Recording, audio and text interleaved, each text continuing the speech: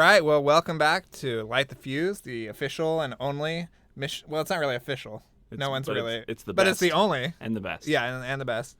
I am Drew Taylor, joined once again by Charles Hood. Hello. And the best Mission Impossible podcast. That's what we're all about here. Yeah. And best podcast overall. Sure. So we thought that we would start out by giving Paramount some ideas for copyright lawyers. Yeah. Paramount, if you want to get in touch, we've got numbers for copyright lawyers if you want to go ahead and sue Kevin Blumenfeld for the music theme for our podcast, which is legally different enough from the actual Mission Impossible theme. It's also great. Take him to court. He's ready. He's ready. But this week's episode is one we've been very excited about. Yes. Mission Impossible Ghost Protocol. Yeah. The first Mission Impossible movie to be released in December. The first Mission Impossible movie to not have a number. And the first one to incorporate IMAX footage. Oh, yes. But it's interesting that they got rid of the number and went with a subtitle. I like it better. Yes. I think it's nice. It's more like an episode of the show. So we get episode titles, sort of. And I wonder if they wanted to, they saw MI6 coming, and they were like, we don't want to do MI6. Right. Because of the British intelligence agency. Yes. We can't have a movie called MI6, so we better get ahead of this. Yeah. There are a few movies that wear their fours well. I can't think. I mean, I guess Star Trek 4. You love that one, don't you? And that's the one with the whales. Save the whales? Yeah. So we should talk about you and I saw this together. Yes. So when the movie came out in December of 2011, it was in IMAX theaters a week early as like a kind of a roadshow incentive. And we went to that Lincoln Square IMAX in New York. Yeah, which is one of the biggest IMAXs in the world. Yeah. And we had the time of our lives. It was like a 2:00 show or something. Yes. We were like cheering the whole time. Yeah. And people around us were looking at us like we were crazy. Yeah. But it's one of my favorite movie-going experiences that I can remember. Just amazing. Yeah. And it began with really the Light the Fuse moment. Yes. I think we both stood up and cheered when Cruise said light the fuse. Yeah, that is the best. The only in-canon kind of like lighting of the fuse in the series. There's no sort of physical lighting of the fuse. Yes. Which is so good. And it's funny though because Cruz escapes. He's not part of the scheme. He's being they're rescuing him from prison. Yet he knows the scheme well enough that he gets to say the line. Yeah. I'm sure Cruz is like, no, I say light the fuse. But I guess IMF they probably have like a procedure for how they get people out of prison, and he probably wrote that procedure. Yeah. So he knows. It's unclear. He knows that the light the fuse is the last thing. What is it blowing up? Because that fuse goes on forever. It goes through a whole title sequence. Yes. Well, let's talk. We're going to talk about the title sequence. Oh yeah. That's all. All the old show. The fuse is just a two-dimensional kind of animation of the fuse going through the title sequence. In this one, it's a three-dimensional fuse going through all the scenes from later in the movie. Which I had forgotten really how awesome, cool that was. Yeah. Yeah, it's my favorite title sequence since the first movie. Yeah, for sure. And I think we're going to do an episode later on about all the title sequences and really get into who designed them and things like that. But this was another Kyle Cooper triumph. Yes, the guy who designed that Kyle Cooper, he designed the first movie as well. So they brought him back to do this one. Yeah, I mean, I also wanted to talk about just the opening sequence, just the way that it comes in right away before the title sequence. Josh Holloway. Yeah, because they introduce this character who dies immediately. Spoiler alert! But I really love Agent Hanaway. This actor Josh Holloway reminds me of Peter Lupus from the old show, which I think is really cool. And that whole opening sequence is really exciting and just gets you right in. And then that takes you into the prison escape. Yeah. And I want to talk about the prison escape also. How great is the introduction to Tom Cruise? Oh, where he just turns the camera? Well, it's just because at first they're building up for a while. Yeah. They just show the back of his head as he's throwing this rock against the wall. Yeah. And they just build up, and it's just such a great star entrance. I think some of these movies have that. This one, I think, really has a great one. Yeah. And his whole, him looking at Simon Pegg through the monitors. Yeah. And he doesn't even know that it's Simon Pegg, but he's still, it's just so funny, the back and forth.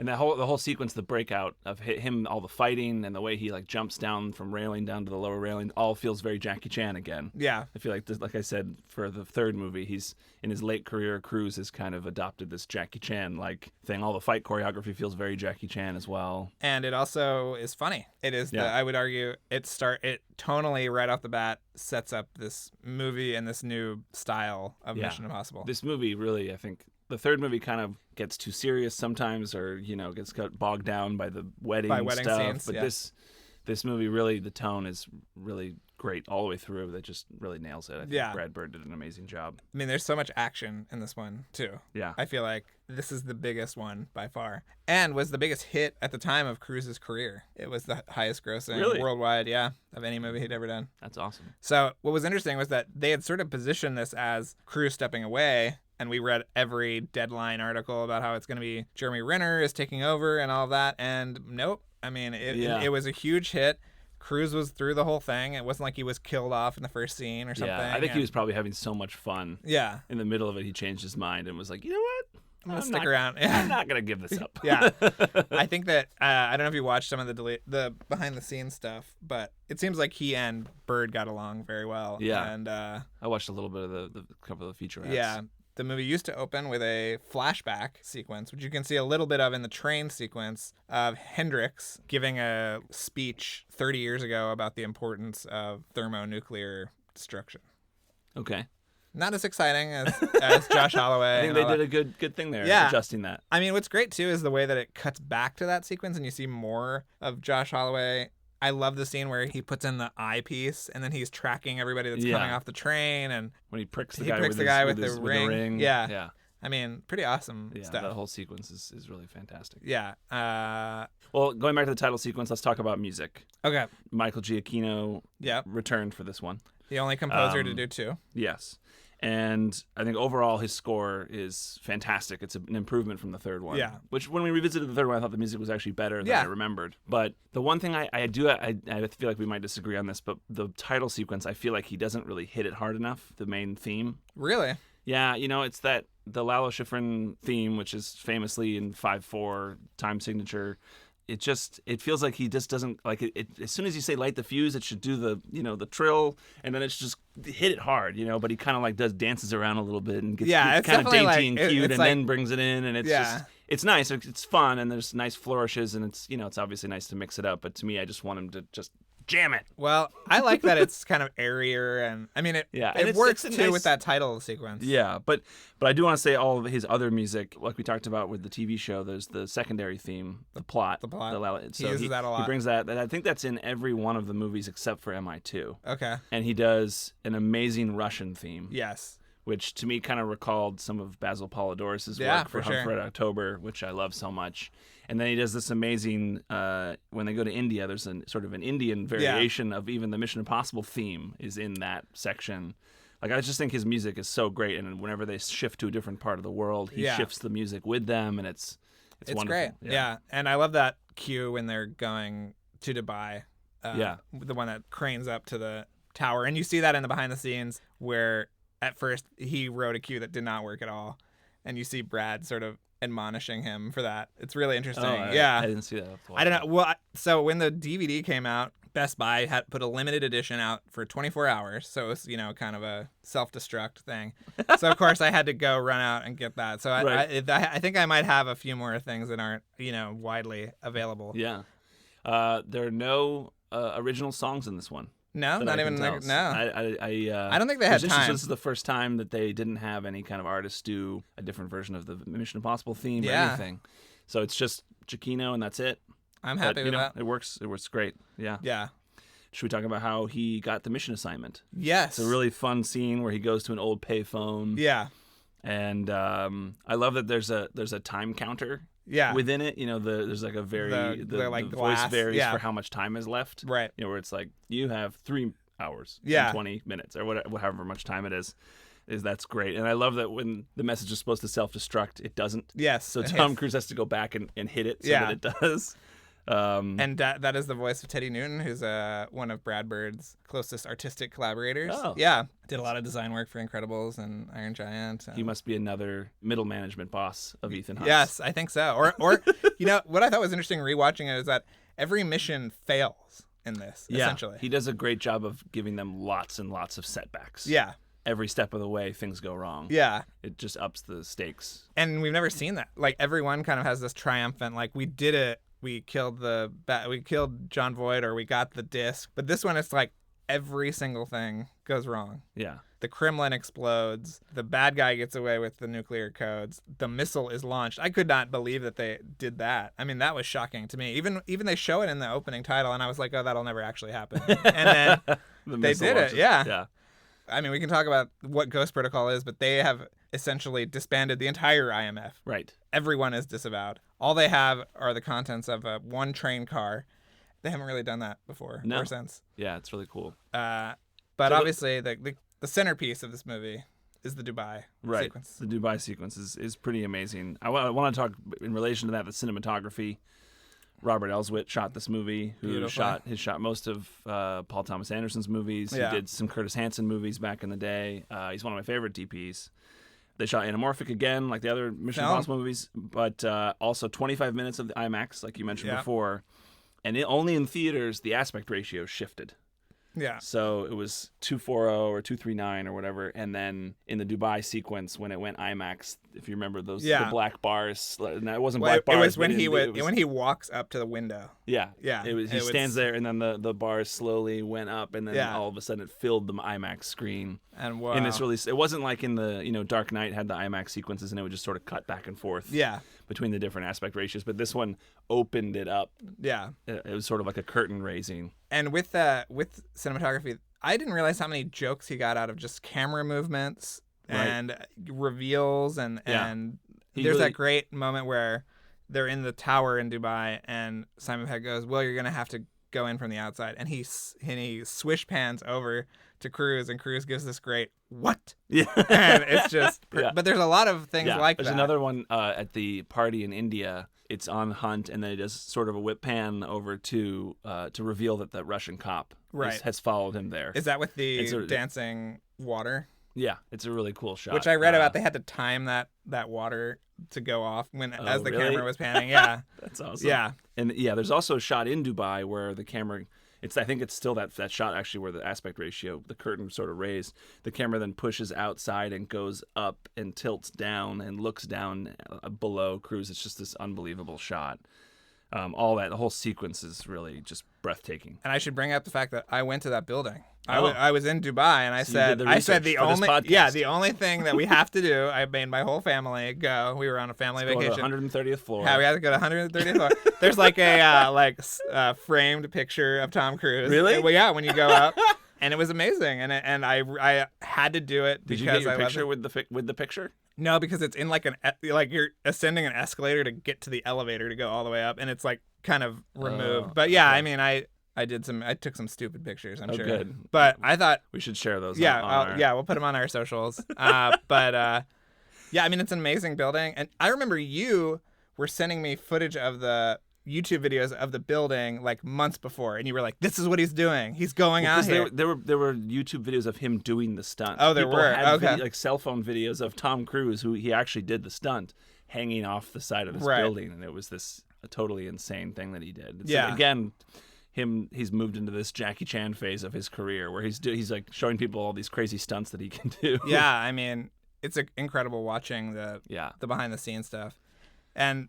What's also amazing is how that sequence goes into the sandstorm sequence, which I think is almost as cool as the building stuff. And going back to cinematography, the way that they reveal the sandstorm is in a single shot where you're pointing toward the building at Cruise, and then the camera moves around as he looks back, and it just makes a big moment out of revealing the sandstorm. It's again, I think Bird just does a really great job of telling the story with the camera. Yeah. As opposed to just cutting to a sandstorm. It's this big reveal of it. And the whole sequence where he's playing the bad guy and Paula Patton, whose name is Carter, which is a reference to Cinnamon Carter. I was going to ask, do you think that is that supposed to be Cinnamon Carter's daughter?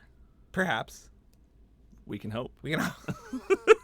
But that whole thing, him cutting in between floors and then going through the ceiling. Just to be clear, Cinnamon Carter is the character from the old show that Barbara Bain played. Yes. And then Paula Patton in this movie is referred to as Agent Carter, which now is funny because there's a show called Agent Carter. Yeah.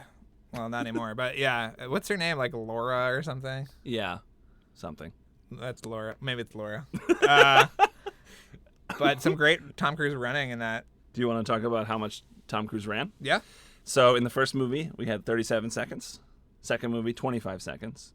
Third movie, 3 minutes, 8 seconds. It's really up the ante. So now this movie was a little hard to count because a lot of times he's sort of jogging almost at a full run. It's a brisk So there's walk. I have to say it's kind of an inexact science. Okay. But by my count, 3 minutes and 9 seconds. So it So didn't... 1 second more than the third Oh, movie. wow. Yes. But like I said, it's debatable. You know, I think someone else, if they counted, it could be 5 to 10 seconds Listen, off. we're not scientists. We don't pretend to be. But I think, you know, it's that change, that shift in Cruise, I feel like, that Yeah. happened, where he's really pushed himself as this action star Jackie Chan thing, where he's like, gotta show me running a lot. Yeah. Well, I mean, I would say that the Dubai sequence is a piece of storytelling.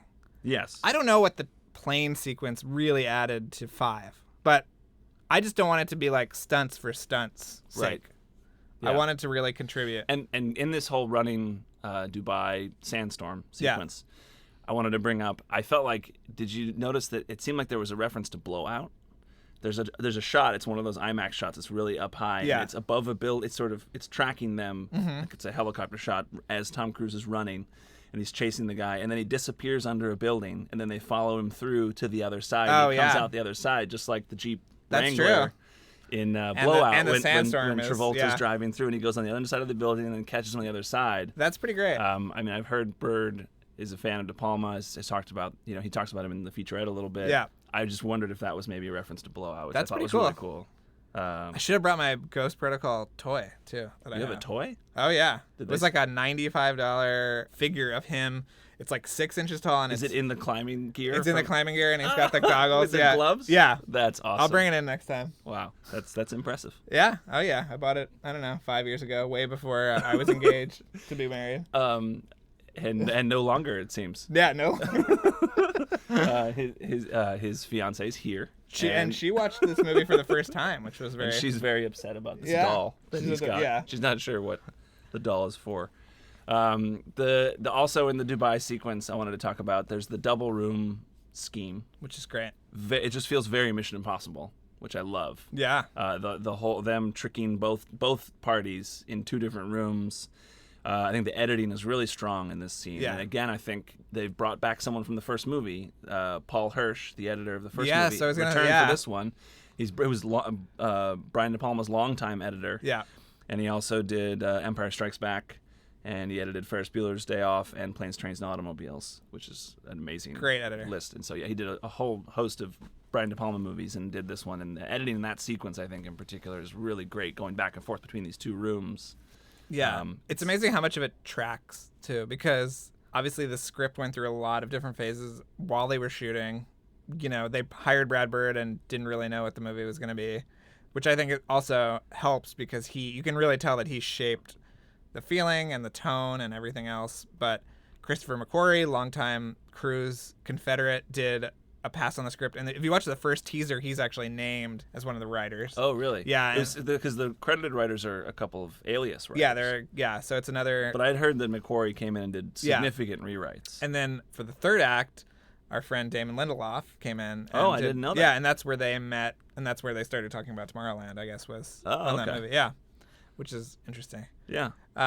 You've long held the belief that the car park climax is not that good. No, but we've talked about before, the pyramid structure of these Yes. Mission Impossible movies, where it reaches such a high at that midpoint sequence, which in this case is Dubai, and then can't live up to it in the climax. But watching it this time, I mean, that whole sequence is really great. The whole car rough. park sequence climax is just and I love that the whole team is everybody's doing something. Yeah. It's not just Cruise. The other team members have their mission. They're going to chase Hendrix and trying to do stuff as well. Yeah. Like everybody's got things to do, which is great. It still doesn't live up to Dubai. I mean, No. how can it? No. But I also think on the small screen, watching it at home, because the IMAX sequences, they don't change the aspect ratio anymore. Mm-hmm. They've kept it all consistent at 240, and it doesn't feel as big of a difference. Like it feels like the movie kind of flattens out in a good way. Yeah. Like so that it doesn't peak too much in the mid. But I think in theaters in particular, when you watch that Dubai sequence, it was like, how do you ever come back from this? Because it just took your breath away. Yeah. When you watched those shots looking down from that high up. There's so many great... Talk about editing. There's so many great shots within that, too. I love that shot where he's hurt his leg, and one of the cars is going towards him, and he's kind of getting his leg dragged underneath the tire, Right. stuff like that. Yeah, I mean, he gets beat up. Yeah. Which I read a couple things about Brad Bird saying he wanted it to be like Die Hard or Raiders of the Lost Ark, where you feel the pain that this character, by the end, he's beat up. Right. And you really feel that he's been beat up. It also has one of my favorite Cruise moments in the whole franchise when they're going to the car park and she says, the bomb's going to go off in 3 minutes and we're 3.5 minutes out. And he does that great shrug. Just gives the look. Yeah. Yeah. And it really reminds me of in the Incredibles when the kids are bugging Bob about when they're going to get to the robot. And he goes, we'll get there when we get there. And that's sort of... There's also a Mission Impossible reference in Incredibles. Really? Which I was watching last night, which is the first message he gets from Mirage self-destructs in 5 seconds. Oh. And you'll remember and then the smoke goes off and they're drying the books and that whole that's thing. Right. Yeah. Oh, wow. So you can tell that. Pretty great. Yeah, even before Mission Impossible. Oh, and I feel like we talked about this in a previous episode, but I feel like Tom Cruise saw The Incredibles and was like, I need this guy. Yeah. He needs to do Mission Impossible. Yeah, it's kind of funny on the behind the scenes where he's like, I said to Brad, you're a live action director. Which I'm not really sure that, like, to me, a director is just a director, but, right. Cruise wanted to elevate him. Yeah. We should talk about Cruise's hair. Is this the longest? No, I think 2 is still the longest. I think so. I would guess this is a good 8 inches. Okay. Maybe. I'm a big fan of the cut on this one. Yes. I think it's a better, longer cut. But you brought up that you feel like, or there's a theory online that you found that it's the even number movies where Cruise goes longer hair. Yeah. And the odd number ones he goes shorter hair. Yeah. So it would be nice if we could ask Tom Cruise if that's a real thing. Yeah, I think we should. Yeah. We'll figure it out. And his drawing skills. Remember we saw a little bit of his drawing skills in the third one. But in this one, we really see he draws Hendrix on his hand so that he can have Jeremy Renner identify him.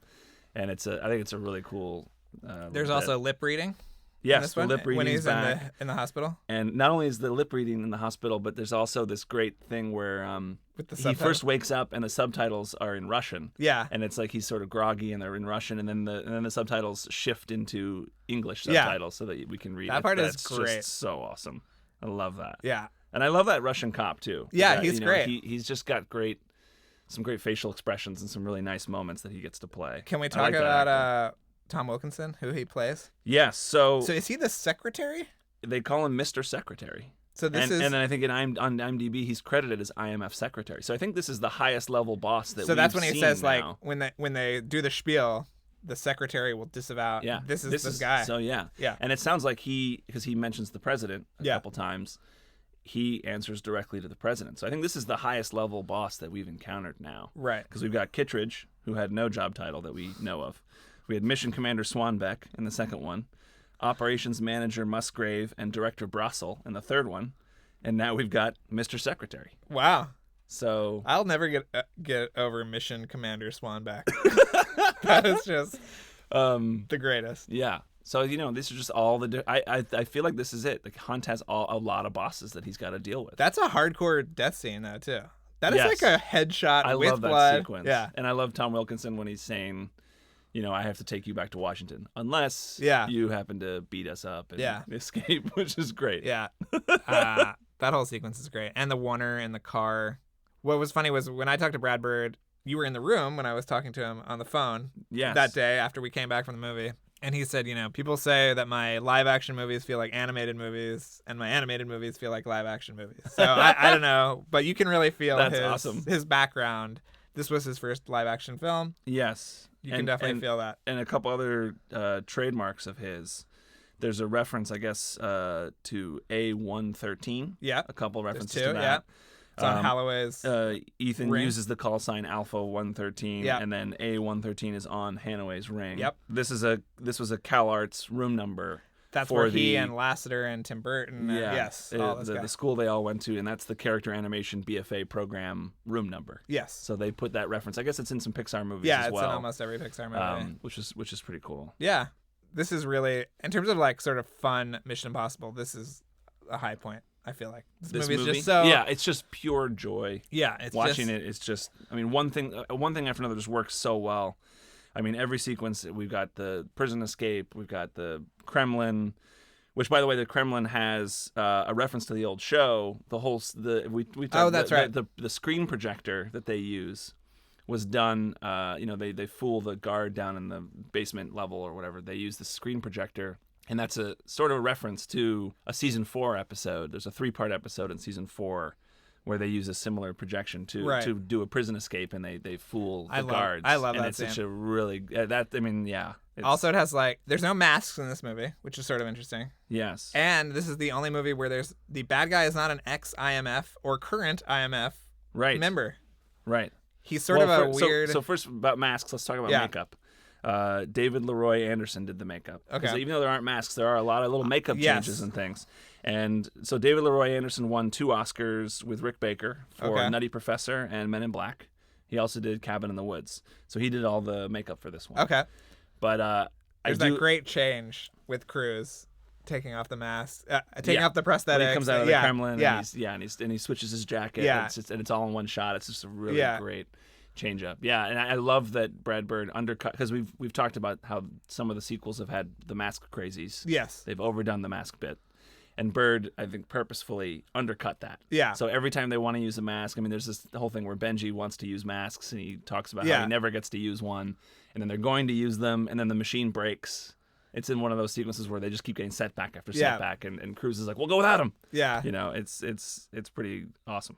But the bad guy wears a mask at one point. Yes. Which is one of the weirder I wanted things. to ask about that. Why does he disguise himself as his underling? Yeah, I don't know. It doesn't make sense. Because then later, I thought maybe that guy just didn't exist. Yeah. But then that guy is with him later. No, he shoots Paula Patton at the end, that guy. Yeah. So he's pretending to be his own underling, who I guess was sick that day. Yeah, I don't know. Couldn't go to the pickup. I don't know why he was like, just "Don't worry, I'll go for you in disguise as you." I think I asked Brad Bird about this one time, and he couldn't give me a satisfactory reason. Well, we should talk about the villains. So Hendrix, like you said, it's not IMF for once. Yeah, which is a nice change up. But the IMF was framed for blowing up the Kremlin. Yes. Michael Nyqvist is the guy, late great Michael Nyqvist. Yes, who is a great actor.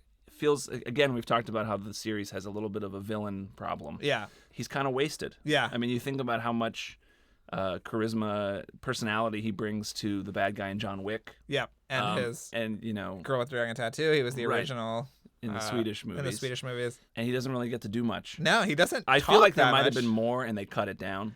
Yeah, there's definitely some deleted scenes. It's a weird kind of he's sort of a philosophical bad guy, which is very Brad Bird. But it's a little weird. It's sort of, especially because his plot basically boils down to a Tom Clancy style, we'll frame them and they'll nuke each other kind of thing. But I don't love the part also where he kills the guy who authenticates the launch codes. Yeah, it feels very mean. Yeah, in this movie that's really fun, and it's this guy who just wants to get back to his family. Yeah, and it's this really kind of it does really is but it sets them back because they're worried about him. They can't help Cruz is running out of the building himself. I mean, I get it plot-wise, but it's definitely one of the darker moments. Yeah. Another villain in the movie is Leah Seydoux. I don't know if I'm she's great. her name, but she's great. And I love that her whole thing is that she deals in diamonds. Yeah.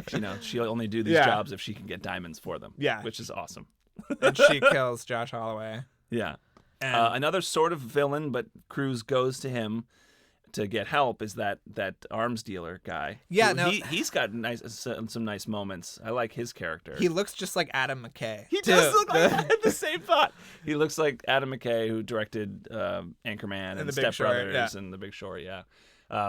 But that guy, the person who linked them, is a reference to the first movie. Again, there's the guy with the long blonde hair. He was Vanessa Redgrave's number 2 man in the first movie. Yeah. And this character is brought back to in this one.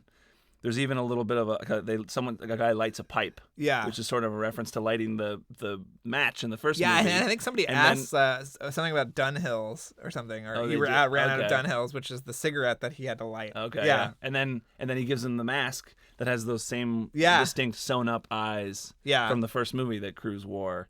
So I love that. Again, it's another reference to the first movie. I hope they wash that mask. You don't think maybe they haven't washed it in? I don't know. I mean, 15 years. Maybe there's I could see people getting executed in it or something. I mean, I just hope there could be blood. crusted on blood the inside. crusted. Yeah, I don't know. That's unpleasant. I hope they watch Well, it. the other big reference to the first one are the location cards. Do you think it's a reference to the first? Oh, I guess it's a reference in that they Well, don't say country names anymore. Yeah, They just go back to just cities. and they say Budapest, Moscow. They don't say the country. But they feel again, very. it's a white sans serif. Yeah. The font, but it's not bold really this time. Okay. And I am not a fan of them. They're very kind of pixelated. I'm not a fan looking, either. and they feel very they last feel like they were minute. tacked on. Yeah. I don't know. And he was like, "Well, let's just do the shitty font from the first one, and that'll be." I think the first one's a different font. I think it's a bolder. I know, but it's. You don't I feel like it's the a font of the reference. first one. You don't feel like it's referencing that? Not really. It's just Dubai. I guess they do cities instead of countries too. I think they did cities in the they first did one because they said. Oh, they it's said Prague. They said London. Okay. But it was a much bolder typeface. I don't know. I don't know. I think we'll have to do a whole episode ranking the fonts of title cards. I agree. Location title cards in particular. How do you feel about? If I could just ask you a question, how do you feel about the whole situation with his wife? So, I actually think it's just enough. Okay. And I've complained in before, Yeah. about I don't want them to bring the personal lives into it. That was always a thing that Bruce Geller had, and his credo was to the writers: don't bring in the personal lives of the team members. I think it's just enough. I think it works. I like it. The wife was too much in the third one, and I think in this one it's just enough to make you care about him, and also it also connects to Jeremy Renner's arc and how he feels bad about what happened. He feels responsible for what he thinks happened to Hunt's wife. Right.